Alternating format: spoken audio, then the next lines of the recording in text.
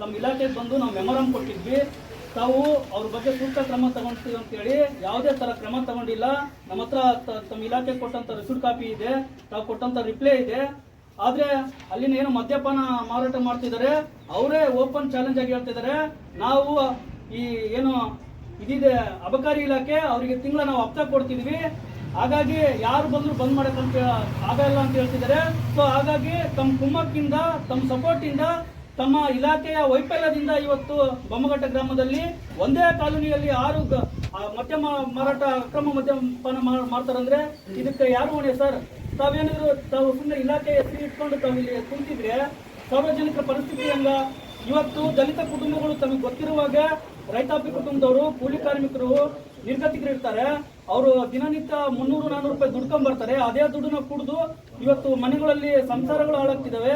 ಕೇರಿಯಲ್ಲಿರುವಂತ ಸೈಕಲ್ಗಳು, ಕುರಿಗಳು ಅಂತವೆಲ್ಲ ಮಾರಿಬಿಟ್ಟು ಕುಡಿಯೋಕೆ ಫುಲ್ ಅಡಿಕ್ಟ್ ಆಗಿದ್ದಾರೆ. ಇದರಿಂದ ತಾವು ಕಾನೂನು ಪ್ರಕಾರವಾಗಿ ಆದಷ್ಟು ಬೇಗ ಬೊಮ್ಮಘಟ್ಟ ಗ್ರಾಮನ ಮದ್ಯಪಾನ ನಿಷೇಧ ಗ್ರಾಮವಾಗಿ ತಾವು ಮಾಡಬೇಕು. ಅದರಲ್ಲಿ ಸೂಕ್ತ ಕ್ರಮ ತಗೊಬೇಕು. ಒಂದು ಪಕ್ಷದಲ್ಲಿ ತಾವೇನಾದ್ರೂ ಯಾವುದೇ ಕ್ರಮ ತೆಗೆದಿಲ್ಲ ಅಂದ್ರೆ ಮುಂದಿನ ದಿನಮಾನಗಳಲ್ಲಿ ದಲಿತ ಸೇನೆ ತಾಲೂಕು ಸಮಿತಿ ವತಿಯಿಂದ ಎಲ್ಲ ತಾಲೂಕಿನ ಗ್ರಾಮ ಘಟಕಗಳನ್ನು ಇಲ್ಲಿ ಕರೆಸಿ ದೊಡ್ಡ ಮಟ್ಟದಲ್ಲಿ ತಮ್ಮ ಇಲಾಖೆಗೆ ಮುತ್ತಿಗೆ ಹಾಕಿ ಪ್ರತಿಭಟನೆ ಮಾಡ್ತೀವಿ ಅಂತ ಎಚ್ಚರಿಕೆ ನೀಡ್ತಿದ್ವಿ. ಸಂಡೂರು ಕೋರ್ಟ್ ನೋಡ್ಬೇಕು, ಮತ್ತೆ ಡ್ಯೂಟಿನೂ ಮಾಡಬೇಕು. ಹಂಗಾಗಿ ಸಿಬ್ಬಂದಿಗಳ ಕೊರತೆನೂ ಇದೆ ನಮ್ಮಲ್ಲಿ. ನಮ್ಮಿಂದ ನಾವು ಯಾರು ಹಿಂಗ್ ಬರ್ತೀವಿ ಮಾಡ್ತೀವಿ ಅಂತ ಹೇಳಲ್ಲ. ಗಾಂಧಿ ಶಾಪ್ ಅವ್ರ ಮೇಲೆ ಕೇಸ್ ಸುಮಾರು 5-6 ಅಂಗಡಿಗೆ ಅವರೇ ಸಪ್ಲೈ ಖಂಡಿತ. ಆಮೇಲೆ ಅಂಗಡಿಗಳು ಸರ್ ಸುಮಾರು ಅಂದ್ರೆ ರಾತ್ರಿ 2 ಗಂಟೆ 12 ಗಂಟೆ ತನಕ, ಆಮೇಲೆ ಬೆಳಗ್ಗೆ ಮುಂಜಾನೆ 5 ಗಂಟೆಗೆ ಹೋಗಿ ಕುಡಿತಿದ್ದಾರೆ ಸರ್. ಅದು ಸುಮಾರು ಅಂದ್ರೆ ಯಾವಾಗ ಹೋಗಿ ಕೇಳಿ 24 hours ಎದ್ದಿರ್ತಾರೆ. ಇಲ್ಲ, ತಾವು ಏನ್ ಹೇಳ್ತೀರಿ ಸರ್ ಈ ಮನೆ ಪತ್ರ ಇದಕ್ಕೆ ನಮ್ಮ ಅಬಕಾರಿ ಇಲಾಖೆಯಿಂದ ಸ್ವಾಗತ ಕೋರ್ತೇನೆ. ಈ ಹಿಂದೆ ಸಹ ಬೊಮ್ಮಘಟ್ಟ ಗ್ರಾಮದವರು ನಮಗೆ ಅರ್ಜಿ ಕೊಟ್ಟಿದ್ರು, ಅಕ್ರಮ ಮದ್ಯ ಮಾರಾಟ ಮಾಡ್ತಾರೆ ನಮ್ಮೂರಲ್ಲಿ ಅಂತ. ನಾವು ಸಹ ಆ ಬೊಮ್ಮಘಟ್ಟ ಗ್ರಾಮಕ್ಕೆ ಪದೇ ಪದೇ ಹೋಗಿ ಸುಮಾರು 3-4 ಸರಿ ಈಗ ನಾವು ಬಂದಾಗ ಯಾರು ಇದ್ರೆ ನೋಡ್ರಿ, ಪ್ರತಿಯೊಂದು ಮನೆಗೂ ಹೋಗಿ ಚೆಕ್ ಮಾಡಿ ಅವ್ರ ಮೇಲೆ ದಂಡ ವಿಧಿಸಿ ಕೇಸ್ ಮಾಡಿ ಬಂದಿದ್ದೀವಿ. ಆಮೇಲೆ ಪಂಚಾಯತಿ ಅವರು ಸಹ ಹೇಳಿ, ಇಲ್ಲ ಸರ್ ನಮ್ಮ ಗ್ರಾಮದಲ್ಲಿ ನಿಲ್ಲಿಸಿದ್ದೀವಿ, ಯಾವುದೇ ಇದರಿಂದ ನಮ್ಮ ಗ್ರಾಮದಲ್ಲಿ ಮದ್ಯ ಮಾರಾಟ ನಡೀತಾ ಇಲ್ಲ ಅಂತ ಹೇಳಿದರು. ಮತ್ತೆ ನಾವು ಸಹ ಪದೇ ಪದೇ ಭೇಟಿ ನೀಡಿ ಅವ್ರ ಮೇಲೆ ಇದು ನಮಗೂ ಕನ್ಫರ್ಮ್ ಆಗಿದ್ದಕ್ಕೆ ನಾವು ಅಲ್ಲಿಗೆ ನಿಲ್ಸಿದ್ವಿ. ಈಗ ಮತ್ತೆ ಸ್ಟಾರ್ಟ್ ಮಾಡಿದ್ದಾರೆ, ಮತ್ತೆ ನಮಗೆ ದುಡ್ಡು ಕೊಡ್ತಾರೆ ಅಂತ ನಮ್ಮ ಮೇಲೆ ಆರೋಪ ಮಾಡ್ತಿದ್ದಾರೆ. ಅಂದ್ರೆ ನಾವು ಖಂಡಿತವಾಗಿ ನಿಮ್ಮ ಸಪೋರ್ಟಿಗೆ ಇರ್ತೀವಿ, ಅದು ನಮ್ಮ ಕರ್ತವ್ಯ ಸಹ. ನಾವು ಈ ವಿಷಯದ ಬಗ್ಗೆ ಆದಷ್ಟು ಬೇಗನೆ ನಾವು ಪರಿಹಾರ ಇದು ಮಾಡ್ತೀವಿ.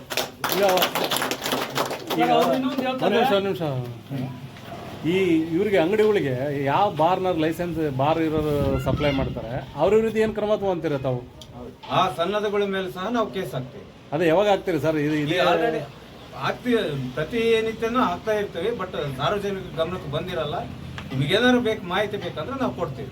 ಯಾವ ಬಾರ್ ಮೇಲೆ ಏನ್ ಕೇಸ್ ಹಾಕಿದೀವಿ, ಅಲ್ಲ ಲೈಸೆನ್ಸ್ ಯಾರು ಕೊಟ್ಟಾರೆ ಅವ್ರಿಗೆ ಎಷ್ಟು ಕೇಸ್ ಹಾಕಿ. ಲೈಸೆನ್ಸ್ ರದ್ದು ಮಾಡೋ ಕೆಲಸ ಆಗ್ಬೇಕು. ಸುಮ್ಮನೆ ಕೇಸ್ ಹಾಕಿದ್ರೆ ಮತ್ತೆ ಅದೇ ಕಂಟಿನ್ಯೂ ಮಾಡ್ತಾರೆ. ಲೈಸೆನ್ಸ್ ರದ್ದು ಮಾಡೋ ಅಧಿಕಾರ ನಮಗಿರಲ್ಲ. ನಾವು ಶಿಫಾರಸು ಮಾಡ್ತೀವಿ. ಮೇಲೆ ಕಮಿಷನರ್ ಬೆಂಗಳೂರು ಅವ್ರು ಇರ್ತಾರೆ, ಅವ್ರಿಗೆ ಅಧಿಕಾರ ಇರುತ್ತೆ. ಅವ್ರ ಮೇಲೆ ಅವ್ರ ತರಗಿದ್ರೆ ನಾವು ನಮಗೆ ನಿರ್ದೇಶನ ಮಾಡಿದ್ರೆ ನಾವು ಅವ್ರಿಗೆ ಕ್ರಮ ತಗೋತೀವಿ. ಆ ರೀತಿ ಶಿಫಾರಸು ಮಾಡಿರೋದು ಯಾವ್ದಾದ್ರು ಲೆಟರ್ ಇದಾವೆ ತಮ್ಮ ಕಡೆ? ಈಗ ಎಷ್ಟು ಬಾರ್ ಲೈಸೆನ್ಸ್ಗಳನ್ನ ನಿಮಗೆ ಡಾಕ್ಯುಮೆಂಟ್ಸ್ ನೋಡಿ ಹೇಳ್ತೀವಿ. ನಾವು ಬಂದು ಈಗ 2 ತಿಂಗಳಾಯ್ತು ಇಲ್ಲಿ ಸಂಡೂರು ರೇಂಜಿಗೆ, ಇಬ್ರು ಹೊಸಬ್ರು ನಾವು. ಹಾಗಾಗಿ ಸ್ವಲ್ಪ ಅಂಕಿಅಂಶಗಳನ್ನು ನೋಡಿ ಸುಮ್ಮನೆ ಏನೋ ಒಂದು ಅಂಕಿಅಂಶ ಕೇಳೋದಲ್ಲ, ನೋಡಿ ನಿಮಗೆ ಹೇಳ್ತೀವಿ. ಬೊಮ್ಮಘಟ್ಟದಲ್ಲಿ ತಾವು ಹೋಗಿದ್ರಪ್ಪ, ನಾವು ಕೂಡ ಹೋಗಿ ಬಂದಿದ್ದೀವಿ ಅಂತೇಳಿ. ಬೊಮ್ಮಘಟ್ಟ ಹೋಗಿ ಬಂದ್ಮೇಲೆ ಅಲ್ಲಿ ಅಕ್ರಮ ಮದ್ಯ ನಿಮಗೆ ಈಗ ಯಾರು ಬರ್ರಿ, ಇವಾಗಲೇ ನಾನು ನಿಮಗೆ ಅಲ್ಲ ನಮಗೆ ಕೊಡುವಂತ ಸ್ಟೇಟ್ಮೆಂಟ್ ಬೇಕಾಗಿತ್ತು ಅಷ್ಟೇ ನಮಗೆ. ಅಲ್ಲ ಅವರು ಸಂಘಟನೆ ಕೊಡ್ರಿ. ನನ್ನ ಹೆಸರು ರಾಜೇಶ್ ಹೆಗಡೆ ಅಂತ, ದಲಿತ ಸೇನೆ ತಾಲೂಕು ಅಧ್ಯಕ್ಷರು ಸಂಡೂರು. ಇವತ್ತು ಎಲ್ಲ ಬೊಮ್ಮಘಟ್ಟ ಗ್ರಾಮದ ಗ್ರಾಮಸ್ಥರು ಹಾಗೂ ದಲಿತ ಸೇನೆ ಕಾರ್ಯಕರ್ತರು ಇಲ್ಲಿ ಅಬಕಾರಿ ಇಲಾಖೆಗೆ ಬಂದಿರೋ ಉದ್ದೇಶ ಏನಂದರೆ, ಈ ಹಿಂದೆ ಸುಮಾರು 1 ವರ್ಷಗಳಿಂದ ನಿರಂತರವಾಗಿ ದಲಿತ ಸೇನೆ ಬೊಮ್ಮಘಟ್ಟ ಗ್ರಾಮ ಘಟಕದ ವತಿಯಿಂದ ಅಬಕಾರಿ ಇಲಾಖೆಗೆ ನಾವು ಅಲ್ಲಿನ SC ಕಾಲೋನಿಯಲ್ಲಿ ಸುಮಾರು 6ಕ್ಕೂ ಹೆಚ್ಚು ಅಕ್ರಮ ಮದ್ಯಪಾನ ಅಂಗಡಿಗಳಿದ್ದು ಅದನ್ನು ಕಡಿವಾಣ ಹಾಕಿ ಅಲ್ಲಿ ಮದ್ಯಪಾನ ಮುಕ್ತ ಬೊಮ್ಮಘಟ್ಟ ಮಾಡಬೇಕಂತೇಳಿ ನಾವು ಸುಮಾರು ಸಲ ನಾವು ಬೇಡಿಕೆ ಇಟ್ಟು ಮೆಮೊರಂ ಕೊಟ್ವಿ. ಆದರೂ ಸಹ ಅಲ್ಲಿಂದ ಇಲ್ಲಿವರೆಗೂ ಯಾವುದೇ ಥರ ಅಲ್ಲಿನ ಮದ್ಯಪಾನ ಅಂಗಡಿಗಳಿಗೆ ಕ್ರಮ ತಗೊಂಡಿಲ್ಲ, ಕ್ರಮ ತಗೊಳ್ಳುವಲ್ಲಿ ವಿಫಲರಾಗಿದ್ದಾರೆ.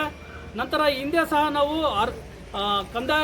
ಅಬಕಾರಿ ಇಲಾಖೆ ಪೊಲೀಸ್ ಡಿಪಾರ್ಟ್ಮೆಂಟ್ನ ಕರ್ಕೊಂಡು ಖುದ್ದಾಗಿ ನಾವು ಸಂಘಟನೆ ಕಡೆಯಿಂದ ರೈಡ್ ಮಾಡಿ ಅವರಿಗೆ ಎಕ್ಸ್ಕ್ಯೂಸ್ ಕೂಡ ಮಾಡಿದ್ವಿ. ನೆಕ್ಸ್ಟ್ ಟೈಮು ತಾವು ಡ್ರಿಂಕ್ಸ್ ಮಾಡಬಾರ್ದು, ಅದರಿಂದ ಇಲ್ಲಿನ ಯುವಕರು, ಗ್ರಾಮಸ್ಥರು, ಕುಟುಂಬಗಳು ಬೀದಿಗೆ ಬರ್ತಿದ್ದಾವೆ ಅಂತ ಸಹ ನಾವು ಮಾನವೀಯತೆ ದೃಷ್ಟಿಯಿಂದ ಹೇಳಿದ್ವಿ.